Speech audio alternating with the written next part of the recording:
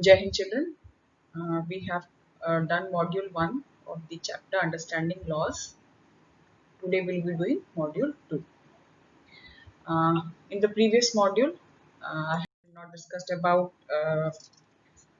a new law like the Domestic Violence Act, which was there in 2005, and how it came into being after a long period of struggle. Where first you need to understand what is domestic violence. This we have also we have done in class 7. It means or refers to the injury or harm or threat uh, of injury caused by an adult male, usually the husband, against his wife. And this can be emotional abuse also, and it can be physical abuse also. So there have been many cases in India where these females have been subject to abuse like this, and slowly after a long period of time a law was made in the year 2005 where a strict punishment was given people who for those people who did it. Last year also we had a law like triple talaq, which was a great help for the Muslim ladies. And today we'll be dealing about some unpopular and controversial laws. Now, the word itself is telling you that the law is not liked by common people, or it needs to be changed.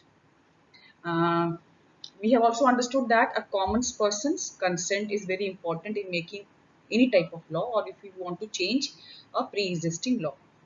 And so a common man's voice has to be heard, and it also comes through the opinions also come through TV channels, newspapers, and so on.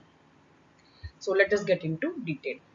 Now we will take a situation when the parliament has passed a law and it is not accepted by the people. So it means that it is basically unpopular. It can happen that a law may be valid and legal, but it is not liked by the people. As you can see, it is written, it will be unacceptable and unpopular because they are not liked by the people. In a democratic country like India, citizens have a right to express their own views, we all know. And in case they are not happy with any particular law, they can show they can show a type of protest through public meetings. They can write it in the newspapers, on the news channels, go on hunger strikes, hold rallies, and they can also accept or express their unwillingness to not accept that law. They wish not accept the laws which are there, or they find the law as repressive. Okay, and when a large number of people they begin to feel that a wrong law has been passed, there is always a pressure on the parliament to either change it into a new law or totally remove that. So let us have a look a law which is controversial. Now, the payment shops, they provide a variety of things at a very cheap or reasonable price to the public. And these payment shops are very popular in most of the cities. This all you know. Hawking zones we have done in class 6. I hope you all remember. At the same time, payment shops also cause hindrance to the people who walk on the pavement, and it also obstructs the traffic. So, if a law favors one group and disregards the other, it will turn to be controversial. Like if the people have to say that we find difficulty in walking, so it is like a setback for the people, those who are sitting there to sell the things. And if a law is being passed that the hawking people, people who are selling small goods sit, so it is like a unjust behavior or unjust treatment towards the people who are walking. So eitherwise you can see that it leads to a conflict.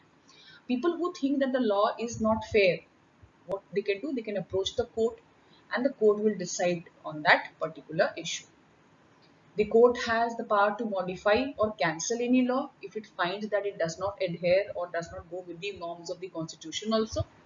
And the citizens of every country, they have to remember that the role as a citizen does not end with just the electing of the with the election of the representatives. The citizens have to be aware of what is happening around them through various means like newspapers, media, and they need to keep a check as to what they people like the elected representatives what they are doing. The citizens they also have a right to criticize the actions of the government if they feel that there is a solid reason to do so. So we can say that involvement and enthusiasm of all the people helps the parliament to perform its functions properly. This was all there in the chapter. In case of doubt, we will be dealing with it in the live class. Thank you.